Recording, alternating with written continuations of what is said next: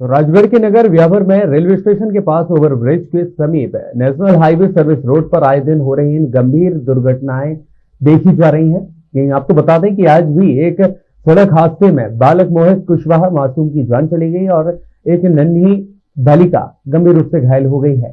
इसी कड़ी को लेकर के पूर्व विधायक पुरुषोत्तम दागी ने पीड़ित परिवार के साथ सड़क पर ही चक्का जाम कर दिया और लोगों के साथ धरने पर बैठे दिखाई दिए और इसके साथ प्रशासन के सामने अपनी मुख्य मांग रखी कि स्पीड ब्रेकर, ओवर ब्रिज और मृतक के परिवारों को आर्थिक सहायता प्रदान कराई जाए। वीरालाल दादा का पोता मोहित जो लगभग 12-13 वर्ष का था, 7वीं-8वीं में पढ़ता था, और एक उससे छोटी बहन आराधना, दोनों को इधर से तेज रफ्तार से आ रहे एक ट्रक ने कुचल दिया, जिस पर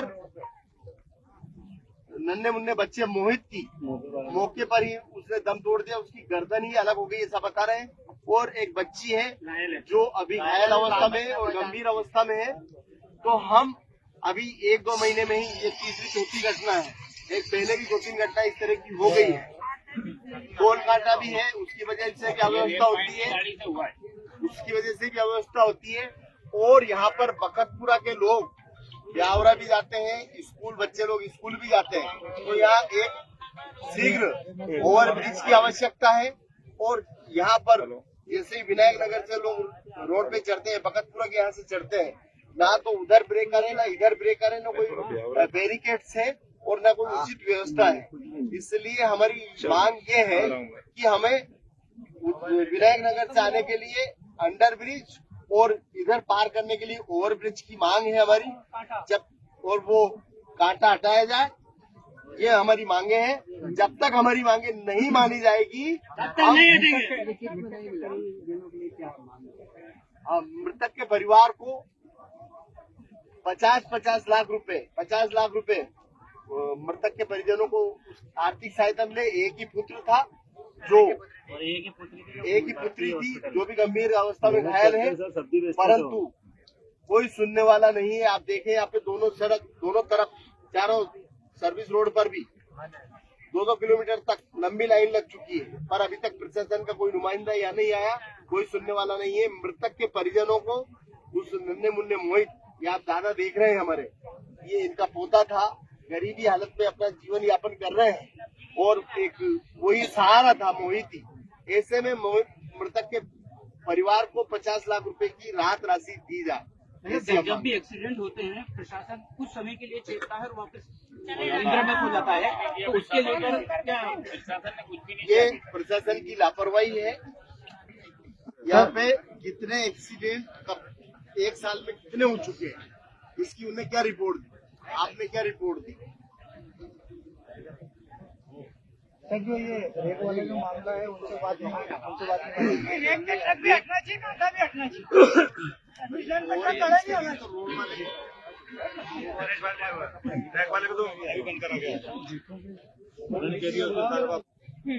कि आपका स्थायी रूप से ट्रांसपोर्ट ब्लैक लिस्टेड कर दिया जाता, जो भी हो, जिसका भी हो, परमानेंट गाड़ी खड़ी रहती है, जिसमें ट्रांसपोर्ट की पूरी लाइन पे खड़ी रहती है भैया, ट्रांसपोर्ट के जिस भी ट्रांसपोर्टर के ट्रक के कारण ये कोई घटना आइंदा घटती है तो परमानेंट ही उसका ब्लैक लिस्टेड, और उसकी वजह से अगर ये घटना घटती है तो 302 भी उस पर 304 तो लगी जाएगी। 304 कह रहा था नब्बे का, हम तो आइंदा 302 भी मांग करेंगे। 304 जब उसको आपने समझा दिया, एक गरीब आदमी का मासूम पोता चला गया है ना भैया, रुजा, एक गरीब आदमी का मासूम पोता चला गया, एक ही बेटा था, उसका तो घर ही उजड़ गया, उसका तो चिराग ही बुझ गया। हम अपने स्वार्थ में नहीं बैठे, ये बहनें हमारी आई है, ये इनका कोई स्वार्थ नहीं है, कोई धनगर समाज से, कोई राव समाज।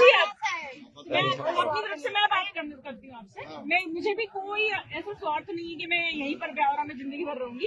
ये मेरी भी कुछ लगती है, मालूम है ना मुझे, और ना मुझे अपना ऐसा है कि भैया सॉल्यूशन ना निकले तो पर वो दबाव वाली बात क्यों करते हैं? हम दादागिरी से हटा देंगे। आप बना लो पूरे जिले का, मध्य प्रदेश का मंदसौर में एक किसान मरा और सारे सभी पड़ गए वहाँ पे। अभी तो प्रमोशन पे है, एक घटना घट गया प्रमोशन तो खत्म। आप मेरी बात समझो। गलत बात बोला उन्होंने, ये हम बर्दाश्त नहीं दादागिरी वाली बात करो। आप कानून का काम करिए, हम गैर कानूनी काम करेंगे। हमें मुलजिम बनाइए, आप फरियादी बनिए, क्या दिक्कत है? कई लोग रोड पे फंसे हुए हैं, उनको आवश्यक है जानना। आप मेरी अगर गांधी जी अपन मानवता की बात कर रहे हैं, अब वो अपन मानवता के अलावा मैं एसडीओपी की तरफ बात नहीं मैं कर एक्सेप्ट करता हूँ, आप मेरी बात मैं एक्सेप्ट करता हूँ। मेरी बात 2 मिनट सुनेंगे, हाँ बोलूँ। 2 मिनट आप मेरी बात सुने। एक मानवता के आधार पर बात कर रही हूँ मैं आपसे। बहुत सारे लोग, आप औरतें हैं, आपके भी छोटे छोटे बच्चे परेशान हो रहे होते हैं, तब आपको समझ में आती है। बहुत सी औरतें वहाँ पीछे फंसी हुई हैं, बहुत से लोग जो बीमार होंगे वो पीछे फंसे हुए हैं। गांधी जी, आप सिर्फ ब्यौरा के लिए बोलना चाह रहे हैं कि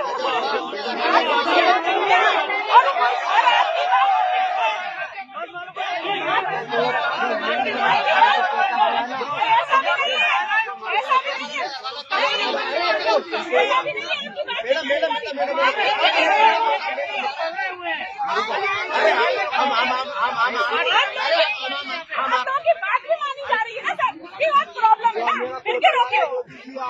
मेरा पोता लाके दे दीजिए।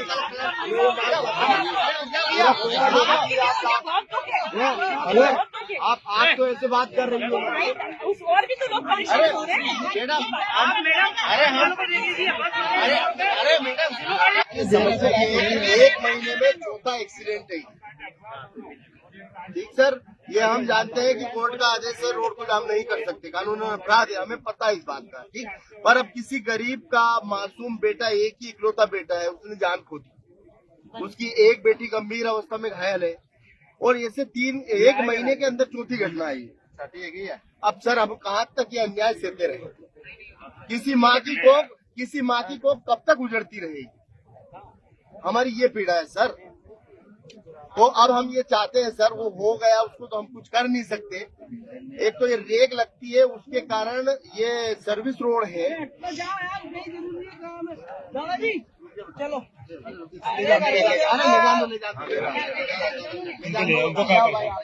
वो एक ये रेक लगती है, उसके कारण सर्विस रोड पे दोनों साइड ट्रक खड़े रहते हैं।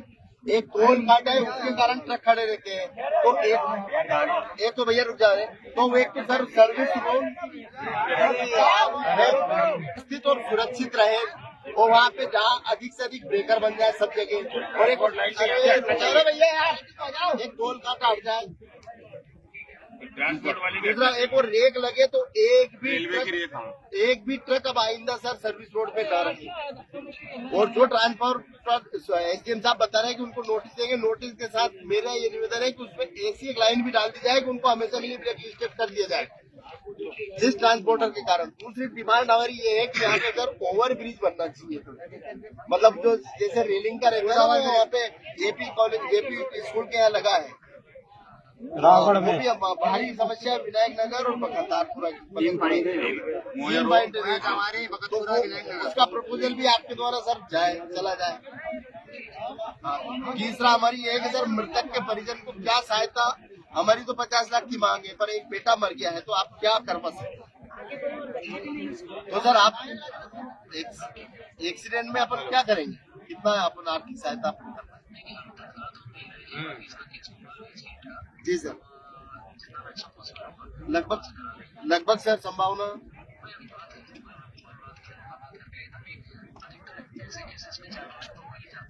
जी सर, जी अपन जो भी यथासंभव ज्यादा से ज्यादा हो।